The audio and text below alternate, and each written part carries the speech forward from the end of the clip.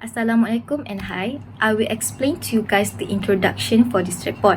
In this report, my groupmate and I will elaborate deeply about Chapter 5 Consumer Behaviour and Chapter 8 Economic Distribution.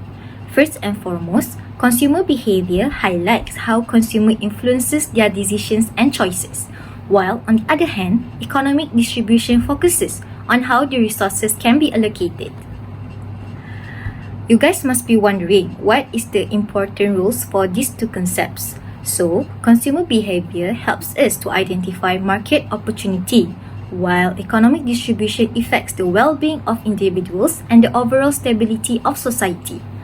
Lastly, the main objectives of this report are to analyze the function of consumer behavior and economic distribution that can affect the economy. That's all from me. Thank you.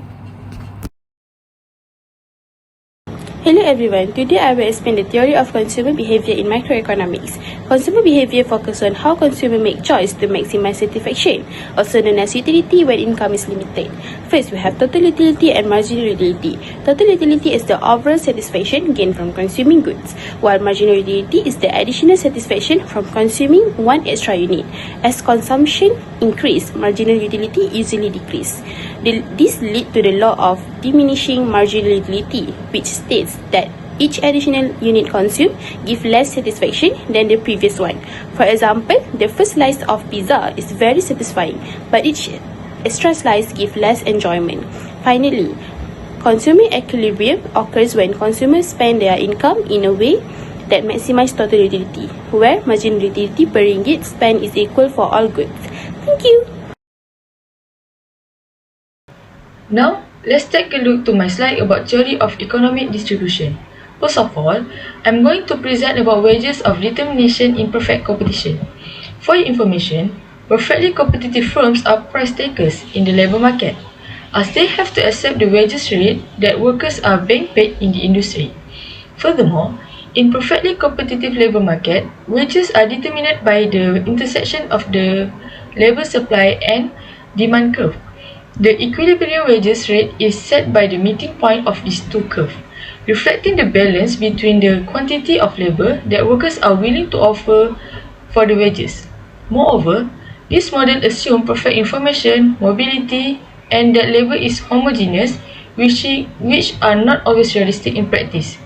In addition, there is two types of wages, which is nominal wages and real wages. For nominal wages, is wages that measure in terms of money value, and for real wages is the purchasing power of money received by workers. Now let's move to factors that influencing wages equilibrium. We have several factors. Number 1 is labor supply and demand. Number 2, education and skill.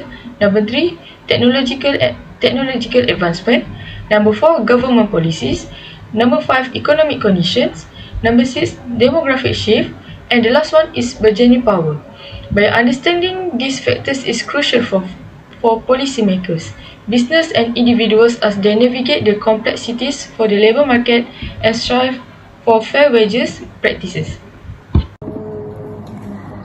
Other rewards the factor of production. There is 4 main factors of production, which is land, labor, capital, and entrepreneur. Each of them has its own reward, which is rent, wages, insurance, and profit. Rent is a payment made for using land or property. More productive land means higher rent. Profit is the difference between total revenue and total cost. Normal profit happens when revenue is equals to total cost. And economic profit means revenue is higher than all costs. Lastly, the interest is the cost of borrowing the money and reward for saving it. It plays an important role in the capital market by encouraging people to lend their money. That's all. Thank you. Next, let's move to policy recommendations to improve consumer welfare and income distribution. From this report, I will briefly discuss policy recommendations to improve consumer welfare and income distribution. First, government can reduce income inequality through progressive taxation, where higher income earners pay higher taxes. This allows government to fund public services such as healthcare, education, and transportation, which benefit low and middle-income households. Furthermore, governments can also provide social welfare programs and subsidies to help reduce the cost of living. For example, countries like Sweden and Japan have successfully applied these policies and achieved high living standards. 4.2 Ways to enhance wage fairness, regular rent, and optimize profit distribution.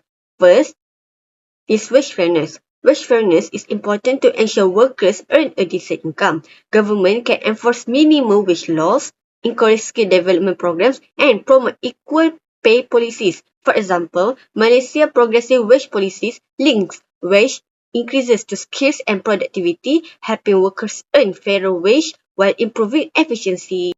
Next, government can also regulate housing costs through rent control or rent stabilization policies, especially in cities with housing shortage. Countries such as Germany and Sweden limit rent increases to protect tenants while still allowing landlords to maintain housing quality. Lastly, government can improve profit distribution by encouraging companies to reinvest profit locally. For example, tax incentive for investment in technology innovation and workforce training help create jobs and support long-term economic growth.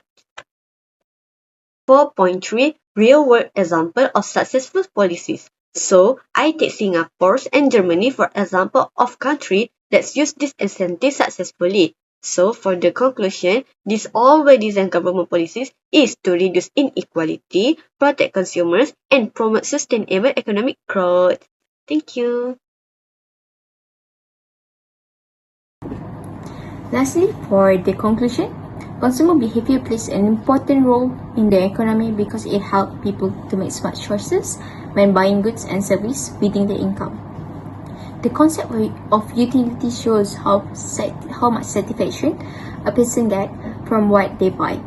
The curve and the budget line help us understand how consumer balance their needs and income to get maximum satisfaction. This theory also helps producers to plan their price and product. It also helps the government to create a better economy. Overall understanding consumer behavior teaches us to spend wisely and maintain the balance in the economy. That's all from me. Thank you.